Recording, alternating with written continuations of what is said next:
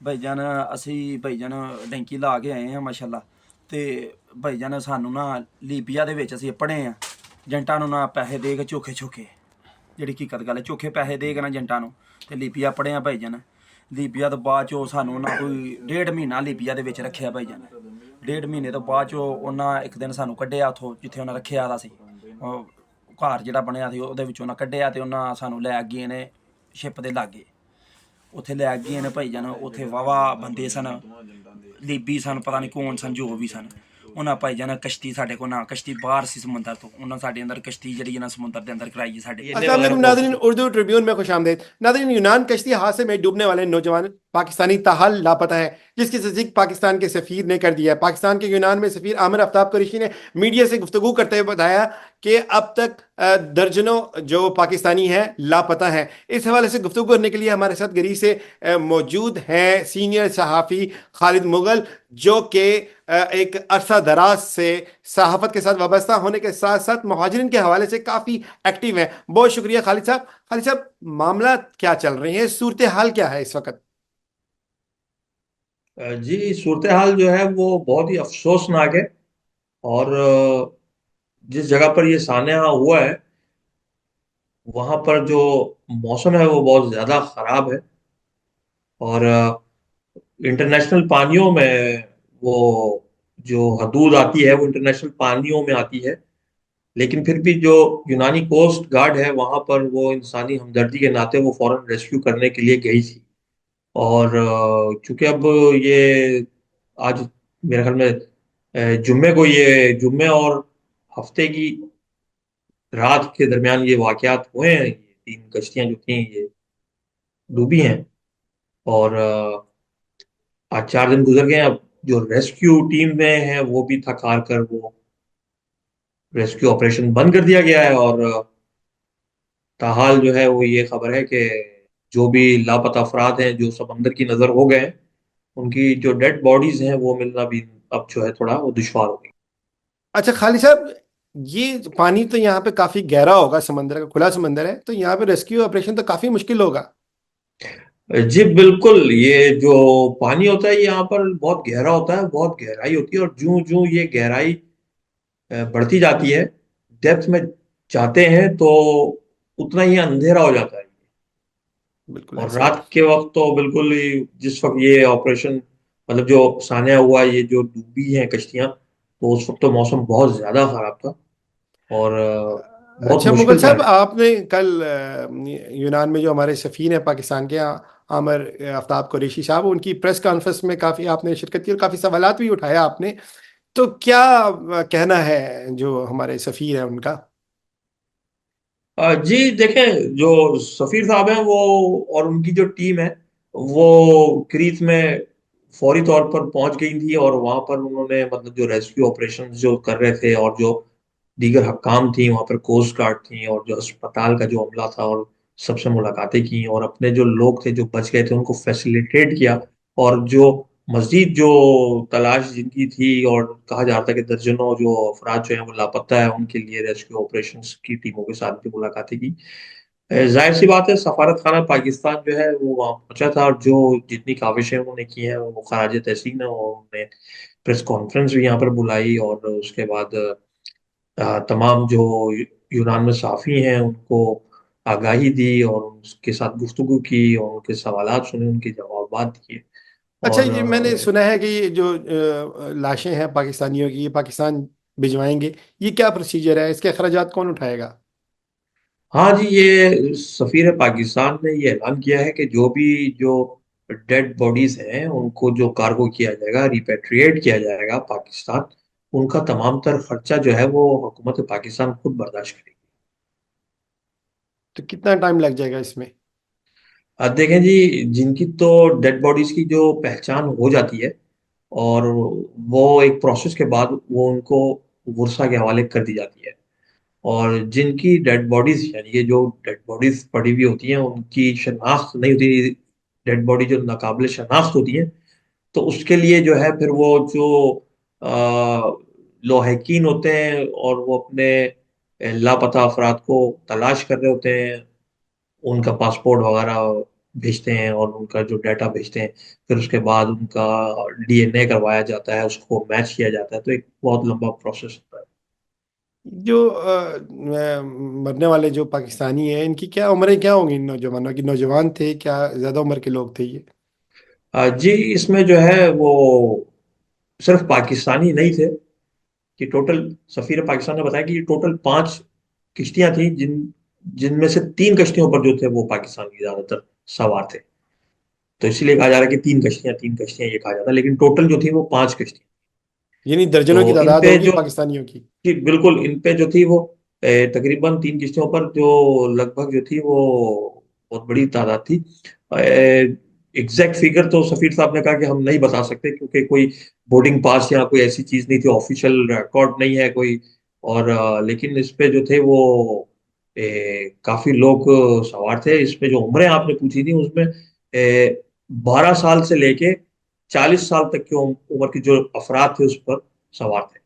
12 साल से लेके, जी, यानी नाबालिग नाबालिग बच्चे बच्चे भी। थे उसमें। तो ये जो भिजवाने वाले ह्यूमन ट्रैफिकिंग वाले जो लोग हैं, इंसानी स्मगलिंग वाले, इन्होंने कितना कितना पैसा लिया होगा इसके हवाले से? आपने वो बात भी उठाई थी कि 40 लाख रुपए गालिबन लेते हैं, वो क्या चक्कर है? देखिए जी, बदकिस्मती से जो है ना, एक हमारे यहाँ तराना बन चुका है कि जो रियासत होती है वो माँ होती है, या माँ की तरह होती है। तो मैं इस बात से बिल्कुल इत्तेफाक नहीं करूंगा। रियासत जो है वो रियासत होती है, और उससे पहले एक माँ होती है जो वो बच्चे को जन्म देती है, जो उसकी बायोलॉजिकल मदर होती है। ठीक है, और रियासत, आप माशाल्लाह यूरोप में रहते हैं, मैं भी यूरोप में रहता हूँ, और एक कानून है कि अगर बच्चे को आपने जरा सा भी कुछ ऊंच नीच किया या स्कूल ना भेजा तो आपको पुलिस उठा के ले जाती है, ऐसा ही है। ऐसे ही है जी। जो पब्लिक प्रोसिक्यूटर है वो आपको कॉल कर लेता है। यहाँ पर जो रियासत माँ होती है, भाई खुदारा इन धोखों से, फरेब से निकले। आप खुद अपने बच्चे की माँ हैं, बाप हैं, आप कैसे 40 लाख रुपया देकर अपने बच्चे को, मासूम बच्चे को, मौत की आगोश में सौंप देते हैं, धकेल देते हैं, फेंक देते हैं। अभी गुज़िश्ता चंद सालों पहले ही जो कला मातम इतना बड़ा सान्या हुआ, उससे आप लोगों को कोई सबक नहीं मिला। सबक नहीं मिला। इसके दौरान जो बीच में काफी जो शिपरैक्स हुए, लेकिन वो पाकिस्तानी नहीं थे, लेकिन इंसानी जानें थी, उससे भी आप सबक सीखें। और आपने अपने बच्चे, अपने लखते जिगर को उठाकर पैसे देकर और उनको कहा कि जी इसको ले जाएं, तो उसके बाद अगर आप कहें जी रियासत माँ की तरह होती, तो रियासत को तो आपने कानो कान खबर भी ना होने दी। तो रियासत तो फिर माँ नहीं है, असल माँ तो आप थी, आप बाप थे। आपने अपने बच्चे को कैसे, अपने बच्चे को लखते जिगर को मौत के आगोश में धकेल दिया। असल जो ऑपरेशन है, जो हुकूमत पाकिस्तान को करना चाहिए, वो इन माँ बाप पर करना चाहिए। इन माँ बाप को चाहिए कि ये जो ह्यूमन ट्रैफिकर्स हैं, जो इंसानी स्मगलर हैं, इनके खिलाफ पर्चे करवाएं और इनके खिलाफ केसेस करवाएं, इनको पकड़वाएं, ना कि, और हुकूमत इनको बिल्कुल ना छोड़े, ताकि ये कौम के बच्चों को, आइंदा आने वाले बच्चों को भी इसी तरह कत्ल करेंगे। ये कत्ल है, ये बच्चों का ये कत्ल जो है माँ बाप ने खुद करवाया है, तो पैसे दे के लवाहिकीन के करवाया बारे है में क्या मुआवजे के कहते हैं साथ। आप? ये उनके वक्त जो खिलाफ भी है, फिर ये वो पर्चा वक्त होना नहीं चाहिए? कि अब हम उल्टी सीधी बातें लफाजी करें। Let's accept the reality. ये आपने अपने बच्चों का खुद कत्ल करवाया है, इसमें कोई रियासत इन्वॉल्व नहीं है, कोई कुछ नहीं है। रियासत को तो आपने कानो कान पता नहीं चलने दिया। हाँ, एक बात मैं आपसे यहां पर करता हूं, जो FIA का जो महकमा है, उससे पूछा जाए कि एक नाबालिग बच्चा विदाउट एस्कॉर्ट, अनकंप्लीट माइनर ही हो गया, वो किस तरह से पासपोर्ट बनवा के, वीजा लेके, वो ट्रेवल करके यहाँ से, पहले वो मुख्तलिफ ट्रांजिट फ्लाइट्स लेते हुए ये लीबिया पहुंचा। ये अच्छा, ये FIA फ्लाइट्स का के जो, थ्रू बात कर रहे हैं ये? By air? जी ये बाय एयर जी, की ये बात कर रहे लीबिया हैं? जाते हैं, लीगली जाते हैं, ये बाय एयर जाते हैं वहां से। ये जो है आपका पाकिस्तान के जो एयरपोर्ट्स हैं, वहां से इमिग्रेशन काउंटर क्रॉस करके जाते हैं। और बात यहां तक खत्म नहीं होती, बात यहां पर खत्म नहीं होती। बहुत से ऐसे लोग, बहुत से ऐसे लोग जो पैसे देकर फेक डॉक्यूमेंट्स पर पाकिस्तान से फ्लाई करके ग्रीस में एंटर होते हैं, और उसके बाद उनको जो ग्रीस ग्रीक इमिग्रेशन पुलिस है वो उनको अरेस्ट करती है एयरपोर्ट पर और उनको डिपोर्ट के लिए डाल देती है। तो कहने का मकसद है, अगर उसके पेपर ठीक नहीं थे तो भाई आप किस तरह से उसको फ्लाई करवा रहे हैं? ऐसा आपके पास कौन सा अलादीन का तो इसमें चिराग से है फिर जिसके पास हमारे उसको वफाकी रगड़ते ही इदारे भी आपको शामिल ये है लो, जी, ये दे डॉक्यूमेंट्स। FIA शामिल है, नादरा का महकमा शामिल है इसमें। ये तो बहुत बड़ा एक स्कैंडल देखें है। इसमें कौन कौन शामिल है। अब वजीर आजम पाकिस्तान मियां शहबाज शरीफ ने ऐलान किया है कि इनको मंतक तक पहुंचाया जाएगा। तो अब ये वक्त आ गया है, ये बात मैंने सफीर साहब से भी की थी और उनके भी गोशगुजार की, उनसे मैंने सवाल भी किया था। आपने काफ़ी एक्टिव हैं महाजन के हवाले से, और ख़ास तौर पे इस वाक़े के हवाले से आपने काफ़ी 2 दिन से आपने अपना टाइम स्पेंड किया। आपने अपना नंबर भी दिया हुआ है कि लवाकिन जो है वो आपसे रब्ता करे। तो क्या सिचुएशन है, लोगों ने आपसे रब्ता किया, क्या जज्बात हैं उनके? जी बिल्कुल। फौरी हमने जो था वो अपना एक व्हाट्सएप नंबर दे दिया था, और उसके बाद जो थी जो कॉलों के तांते बन गए और हमारे पास मुख्तलिफ लोगों का डाटा आना शुरू हो गया, और उनके जो लवाहिकीन थे उन्होंने हमसे रब्ता किया। उन्होंने कहा जी हमारा जो बच्चा या हमारा जो भाई या हमारा जो रिश्तेदार है वो लापता है, उसकी कोई खबर नहीं है। फिर उसके बाद सफारत खाना पाकिस्तान ने 47 लोगों की एक लिस्ट उनके नामों के साथ शाया की और वजारत खारजा को भेजी। वो एक आई, उसमें लिखा था कि ये 47 लोग जो है बच गए हैं। ठीक है जी। तो ये सारा कुछ हुआ है और हमारे पास बड़े बड़े इंकशाफात हुए हैं और बड़े बड़े हमारे पास खबरें हैं कि क्या शेयर हुआ करें क्या ना। नहीं हुआ। जी शेयर तो करने को बहुत कुछ है आपके पास, लेकिन उसका कोई फायदा नहीं होगा, अच्छा मुगल क्योंकि साहब, ये जिन्होंने एक्शन कश्ती, लेना है, जी जी बिल्कुल ऐसे, ये कश्ती जिन्होंने उलटती एक्शन कैसे? लेना है वो शायद इस पे कोई अमल दरामद ना करें। यहाँ तक के लोगों ने ये भी कहा कि जी हमारा जो रिश्तेदार पकड़ा गया है उसको किस एजेंट ने भेजा है, यहाँ तक हमारे पास रिकॉर्ड है। लेकिन मजबूरियां हैं जी। नहीं कोई मुगल हमारी साहब, कोई मजबूरी नहीं है, हमसे कोई हमारी पूछेगा तो हम मजबूरियां बताएंगे। नहीं है, हमारी मजबूरियां नहीं है, हुकूमत की शायद कुछ मजबूरियां हो। तो अच्छा मुगल साहब, ये कश्तियां जो हैं उलटती कैसे हैं, क्या रीजन बनती है? क्या इन पे वजन ज्यादा हो जाता है, क्या लहरें ज्यादा होती हैं, क्या नाकिस होती देखिए हैं जी, कल हम जो 47 पाकिस्तानियों में से जो 46 पाकिस्तानी थे उनको क्रीत आइलैंड से, एथेंस का नवाही इलाका है मलाकासा, उसमें एक रेफ्यूजी कैंप है, उसको मलाकासा रेफ्यूजी कैंप कहते हैं, वहां पर मुंतकिल कर दिया गया है। और कल हम वहां पर, परसों रात को मेरे ख्याल में मुंतकिल किया गया है, और कल हम प्रेस कॉन्फ्रेंस के बाद वहां चले गए थे, क्योंकि प्रेस कॉन्फ्रेंस जैसे ही खत्म हुई तो हम सारे साथी थे तो हमने कहा चले मलाकासा कैंप पे जाया जाए। और वहां हम गए और वहां पर जो मुतासरीन थे उनसे मुलाकात की, पाकिस्तानियों से मिले और जो खुशनसीब बच गए थे उनसे मिले। लेकिन चूंकि वो अभी एक प्रोसेस में है, वो असाइलम वहां पर उन्होंने सबमिट की है और वो असाइलम प्रोसेस में है, तो वो 20 दिन तक वो ना किसी से मिल सकते हैं, ना मुलाकात कर सकते हैं, ना वो कैंप से बाहर जा सकते हैं। लेकिन फिर भी एक दो तीन वीडियोस जो थी वो अंदर से हमें मौसूल हुई और हमने उनको वायरल किया। उसमें उन्होंने बताया कि जी उनकी जबानी कि जब हमें खराब मौसम में एक नाकिस कश्ती पर सवार कर दिया गया और लातादाद जो तारकीन वतन थे उनको उस पर सवार किया गया, जो उसकी सकत नहीं थी कश्ती की, लेकिन फिर भी वो कह रहे थे कि जी हमें गन पॉइंट्स के ऊपर, इस बात का तो सफीर साहब ने भी जिक्र किया और वो जो पाकिस्तानी थे उन्होंने भी कहा कि बिल्कुल हमें बंदूकों के भट्टों से मारा गया है।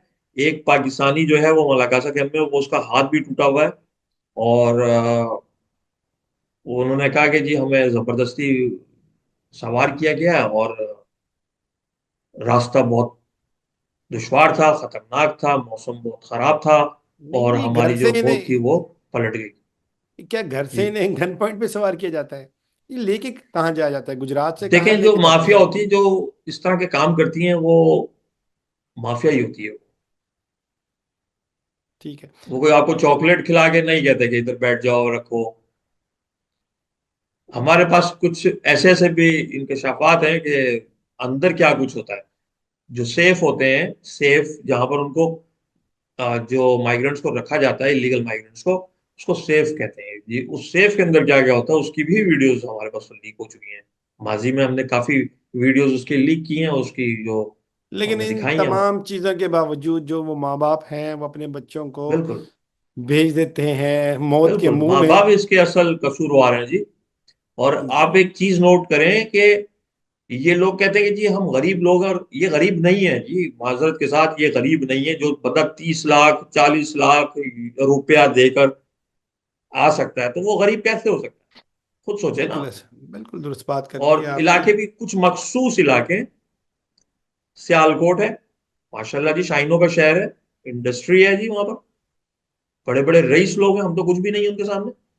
सियालकोट है, गुजरांवाला है, ये डस्का आपका हो गया जी, उसके आगे चलते रहे आप गुजरात तक, जो पट्टी है वो सारी, मंडी भावदीन, गुजरात, ये सारे लोग हैं। लेकिन देखें, गरीब लोग भी हैं, मैं इस बात से बिल्कुल इत्तेफाक करता हूँ कि गरीब लोग भी हैं, मजबूर लोग भी हैं। और लेकिन जो गरीब होता है वो तो बेचारा सफेद पोश होता है, वो तो कभी हाथ नहीं फैलाता, ना कभी कुछ कहता है। वो तो नहीं कहता कि जी मुझे ये लोग पकड़ो पैसे और मुझे वहां छोड़ गया।